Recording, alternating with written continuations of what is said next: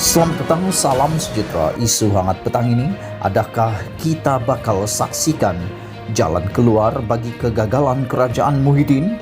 Dipetik daripada Info Rakyat, berita sepenuhnya.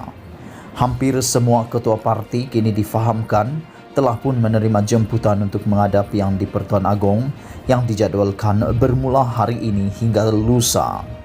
Walaupun difahamkan pertemuan Baginda dengan ketua-ketua parti itu adalah khusus untuk mendengar pandangan berkenaan krisis COVID-19 dan darurat, tetapi ada juga laporan mengatakan ia mungkin turut menyentuh berkaitan politik semasa negara.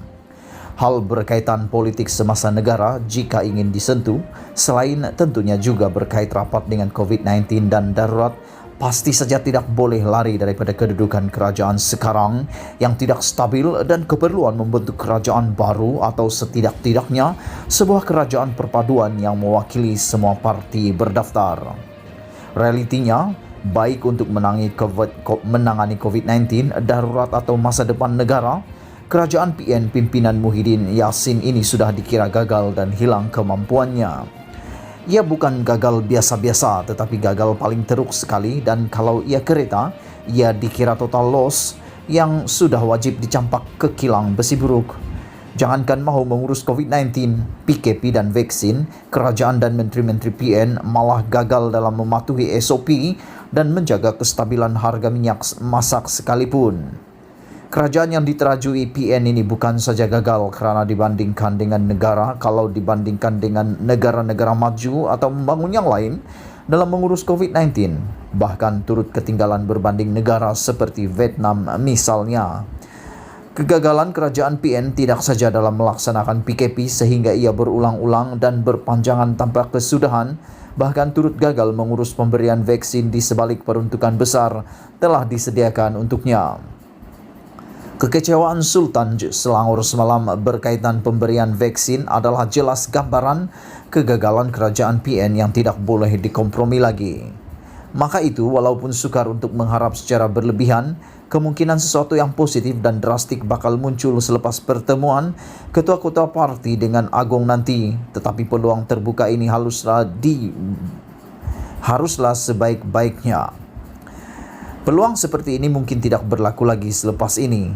Ia bukan saja merupakan peluang kedua untuk ketua-ketua parti berterus terang, jujur dan ikhlas dalam memberi pandangan kepada Agong, khususnya tentang kegagalan kerajaan PN dan ketidakmampuan Muhyiddin. Tidak kurang pentingnya ialah Istana Negara juga harus melihat inilah juga peluang mereka sebagai payung negara untuk memulihkan keadaan menjadi lebih baik. Maksud mudahnya, selepas pertemuan dengan ketua-ketua parti nanti, kemudian disusuli pula dengan mesyuarat khas Majlis Raja-Raja yang difahamkan pada 16 Jun, adalah sangat penting agar terhasil sesuatu perubahan yang boleh melega dan menggembirakan rakyat. Kalaupun tidak secara keseluruhan, sekurang-kurangnya buat kelompok majoriti rakyat negara ini. Keadaan negara, huru-hara dan lintang pukangnya yang ada sekarang, disertai dengan resah dan gelisah rakyat yang sudah sekian lama panjangnya membelenggu mereka. Tidak ada berubah apa-apa jika Muhyiddin kekal lagi sebagai Perdana Menteri selepas ini. Muhyiddin dan PN sudah gagal, bahkan kegagalannya tidak mungkin dapat diperbaiki atau dipulihkan lagi. Untuk itu, mahu tidak mahu, dan walaupun terlihat sukar, kemungkinannya menjadi kenyataan. Membiarkan Muhyiddin dan PN yang gagal ini untuk mengurus negara, ini bukanlah suatu pilihan. Sama ada ruang harus diberi untuk membentuk kerajaan baru atau kerajaan perpaduan, atau menetapkan suatu tempo tertentu selepas COVID-19 reda untuk diadakan PRU 15 bagi rakyat memilih kerajaan baru yang benar-benar ada keabsahan. Itulah antara pilihan yang terbaik buat ketika ini. Lalu, siapa yang harus jadi kerajaan sementara atau interim?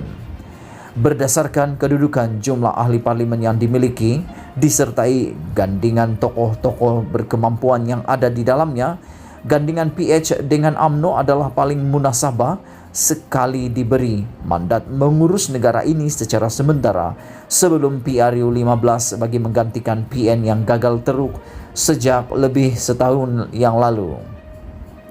Gandingan itu bukan saja menyerlahkan majoriti yang tidak boleh dipertikaikan keabsahannya, Lebih penting, ia juga adalah gambaran sebenar kemajuan Malaysia yang mampu memberi kestabilan dan keamanan.